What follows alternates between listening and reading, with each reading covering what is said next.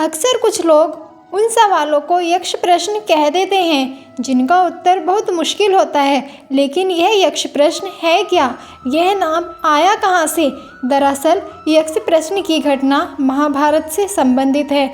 जब पांडव 13 वर्ष के वनवास में वनों में विचरण कर रहे थे, पांडव जन अपने 13 वर्षीय वनवास के दौरान वनों में विचरण कर रहे थे, तब उन्होंने एक बार प्यास बुझाने के लिए पानी की तलाश की। पानी का प्रबंध करने का जिम्मा प्रथम सहदेव को सौंपा गया।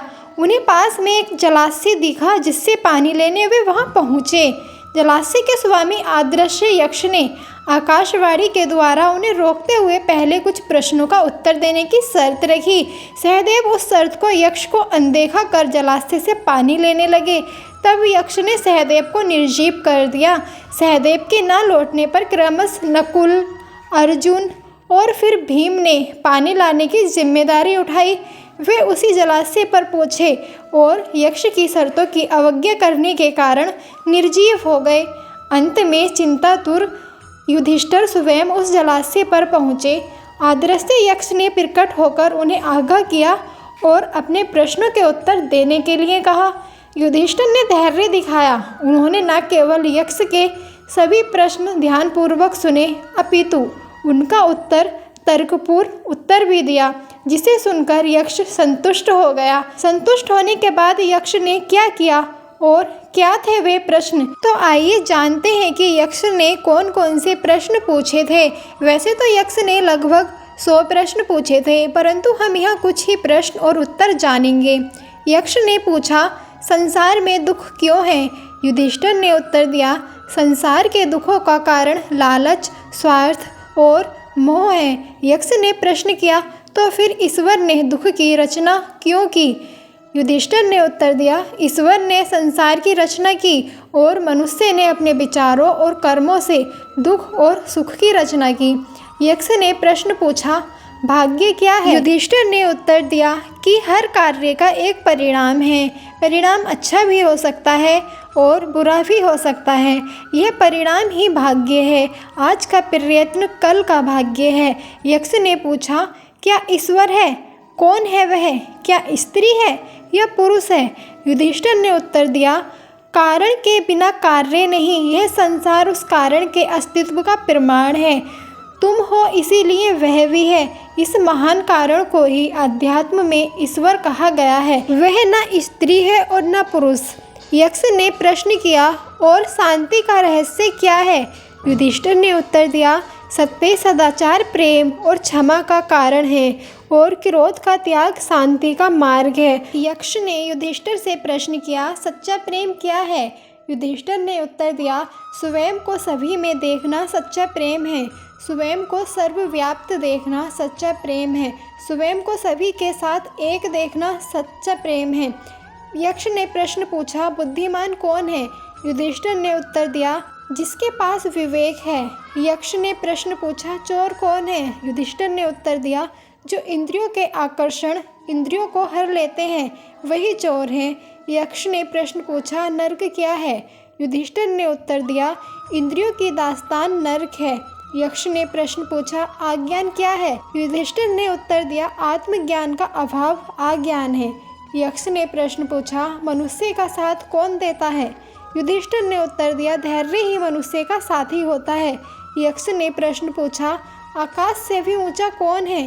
युधिष्ठिर ने उत्तर दिया, पिता। यक्ष ने प्रश्न पूछा, भूमि से भी भारी चीज क्या है?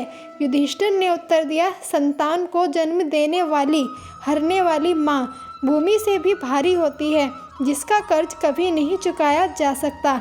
यक्ष ने प्रश्न पूछा, हवा से भी तेज चलने वाला कौन है? युधिष्ठिर ने उत्तर दिया, मन। मन की गति निरंतर जारी रहती है, इसकी गति को समझ पाना मुश्किल है। यक्ष ने प्रश्न पूछा, घास से भी तुच्छ चीज क्या है? युधिष्ठिर ने उत्तर दिया, चिंता। चिंता घास से भी तुच्छ चीज है। यक्ष ने प्रश्न पूछा, घर में रहने वाले का साथी कौन होता है? युधिष्ठिर ने उत्तर दिया, पत्नी। यक्ष ने प्रश्न पूछा, विदेश जाने वाले का साथी कौन होता है? युधिष्ठिर ने उत्तर दिया, ज्ञान। ज्ञान ही विदेश में रहने वाले व्यक्ति का सच्चा साथी होता है। यक्ष ने प्रश्न पूछा, किसके छूट जाने पर मनुष्य सर्वप्रिय बनता है? युधिष्ठिर ने उत्तर दिया, अहम भाव। अहम भाव छूट जाने पर मनुष्य सर्वप्रिय बनता है। यक्ष ने प्रश्न पूछा, संसार में सबसे बड़े आश्चर्य की बात क्या है? युधिष्ठिर ने उत्तर दिया, हर रोज आंखों के सामने कितने ही प्राणियों की मृत्यु हो जाती है। यह देखते हुए भी इंसान अमृता के सपने देखता है। वह यही सोचता है कि वह सर्वदा ही इस पृथ्वी पर बना रहेगा। यही महान आश्चर्य है। इस प्रकार से युधिष्ठिर ने सारे प्रश्नों के उत्तर सही दिए। अंत में यक्ष बोला, युधिष्ठिर, मैं तुम्हारे एक भाई को जीवित करूँगा। तब युधिष्ठिर ने अपने छोटे भाई नकुल को जिंदा करने के लिए कहा, लेकिन यक्ष हैरान था। उसने कहा, तुमने भीम और अर्जुन जैसे वीरों को जिंदा करने के बारे में क्यों नहीं सोचा? युधिष्ठिर बोले, मनुष्य की रक्षा धर्म से होती है। मेरे पिता की 2 पत्नियां थीं, कुंती का एक पुत्र, मैं तो बचा हूँ। मैं चाहता हूँ कि माता माद्री का भी एक पुत्र जीवित रहे। यक्ष उत्तर सुनकर काफ़ी खुश हुए और चारों भाइयों को जीवित करके महाभारत की जीत का वरदान देकर वह अपने धाम लौट गए। यक्ष और युधिष्ठिर के सवाल जवाब में हम यह सीख सकते हैं कि कैसे धर्मराज युधिष्ठिर ने अपने चारों भाइयों को मृत पाकर भी धैर्य नहीं खोया, अपना संतुलन बनाए रखा। बाहरी परिस्थिति बहुत ही विषम थी युधिष्ठिर के लिए, परंतु बाहरी परिस्थिति का उनकी मन स्थिति पर कोई भी प्रभाव नहीं हुआ। फलस्वरूप उनके चारों भाई जीवित मिले।